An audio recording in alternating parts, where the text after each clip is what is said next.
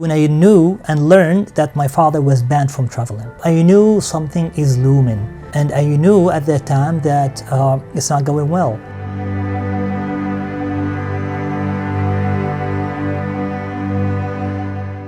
Yeah, I actually remember vividly in 1994, I was the youngest protester on the street of Buraida when he was arrested. What was different about that time, he was so young. Yes, it affected my life deeply, but it also inspired me more than it was a pain in my personal life, because I saw how people rushed to the streets to chant for freedom, to seek liberty, to ask for the release of political prisoners and all that. And for me, I was seeing all that, I thought, well, that was worth it. I mean, living in this environment where people will chant your name because you called for the freedom and all that. And that actually inspired me in my life to read more, to get into education. That first arrest of my father, for 2 years he was held incommunicado, and then they allowed, of course, visits and calls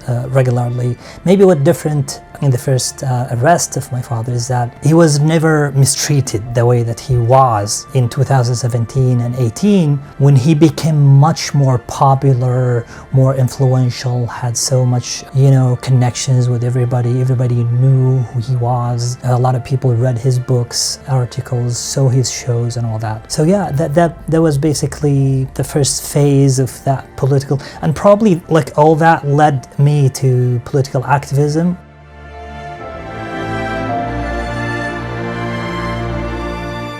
Of course, missing my father was so much difficult, but I think one major thing that actually contributed to how we kind of overcame all that is the memories of him and how he inspired us. He would read us a poem, he would ask us to memorize a poem about life. Even the imagined presence of his growing up was like a huge inspiration in my life and had a lot of impact on how I grew up. It of course impacted all of us. Now I know it's so much difficult to describe how, for example, the feeling of your siblings, how they said things at certain points, missing my father, certain events that were really painful growing up, not just by not having him around, but also how the government made that even worse. There was a presence of the mabahith, the general interrogation, 24/7 for years in front of our house. They follow us wherever we went.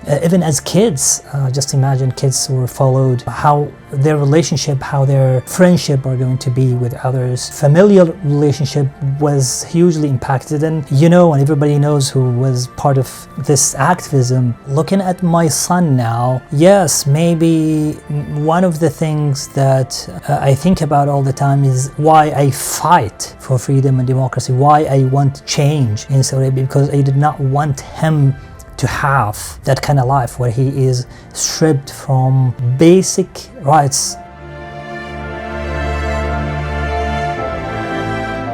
Being influential, having some kind of like huge connections and influence by itself is a threat to a state that needs and wants to centralize power. A state that thinks that anyone who has any independent opinion, regardless of the nature of that opinion and what it is a threat to their own, to the nature of their own thinking and how they set up the state. Mohammed bin Salman himself visited my father at home in Riyadh and sought his advice. He talked about The Prince, the book. It's like Machiavelli, the ends justify the means and all that. And my father was like, kind of, wow, that's just a weird approach in politics for somebody who was raised in Saudi Arabia with such a background and all that. So anyway, so from that moment, I think Mohammed bin Salman knew my father well, to know that this guy is somebody who you cannot, easily buy. You cannot just put him in a place and he will allow you.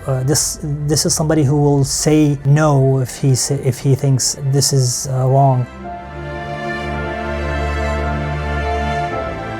when I knew and learned that my father was banned from traveling. So I knew something is looming, and I knew at that time that it's not going well. I left Saudi Arabia when I thought that I may be next, and then after I left, they started harassing the family. September 10th, my father was arrested and then held incommunicado for a few months until like his health deteriorated. They hospitalized him, and even when he was hospitalized, they did not allow any communication. We only learned through leaks from the hospital. Then I leaked it to the news, and then we talked about it. It was trending on Twitter in Saudi Arabia at the time, and they started allowing some visitations and calls. We learned that 2 of my family members were banned from traveling. I suspected maybe the other members of the family were banned also. It turned out yes, like all of my family, like 19 members, including kids, 1-year-olds, 2-year-olds, nephews, nieces, all that. And then also they harassed me when my passport was going to expire, so I applied for renewal. They said the only way to renew that is to go to Saudi Arabia. And for the first time, they actually offered one-way tickets without me even asking them.